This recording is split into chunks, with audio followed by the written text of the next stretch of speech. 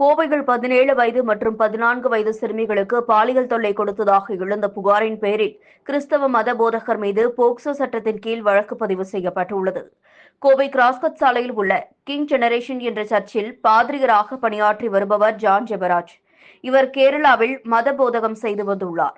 இந்த நிலையில் கடந்த 11 மாதங்களுக்கு முன்பு கோவை ஜிஎன் மில்ஸ் பகுதியில் உள்ள அவரது வீட்டில் நடந்த விழாவின் போது தனது மாமனாரால் தத்தெடுக்கப்பட்ட 17 வயது சிறுமிக்கும் அச்சிறுமியின் அண்டை வீட்டுக்காரரான 14 வயது சிறுமிக்கும் பாலியல் தொல்லை கொடுத்ததாக புகார் எழுந்துள்ளது. சிறுமிகள் வீட்டிற்கு வரும்போது எல்லாம் மத போதகர் ஜான் ஜெபராஜ் பல முறை பாலியல் ரீதியாக தொல்லை செய்ததாகவும் இந்த விவரத்தை வெளியே சொன்னால் கொன்று விடுவதாக மிரட்டியதாகவும் கூறப்படுகிறது. இதனால் அதிர்ச்சியடைந்த சிறுமிகள் பாதிரியாரின் தொடர் தொல்லை குறித்து தங்களது பெற்றோரிடம் கண்ணீருடன் தெரிவித்துள்ளனர். இதனையடுத்து பாதிக்கப்பட்ட சிறுமியின் பெற்றோர் கோவை மத்திய அனைத்து மகளிர் காவல் நிலையத்தில் புகார் அளித்தனர். இந்த புகாரின் அடிப்படையில் கோவை மத்திய போலீசார் மத போதகர் ஜான் ஜெபராஜ் மீது போக்சோ சட்டத்தின் கீழ் வழக்கு பதிவு செய்து தனிப்படை அமைக்கப்பட்டு அவரை தீவிரமாக தேடி வருகின்றனர்.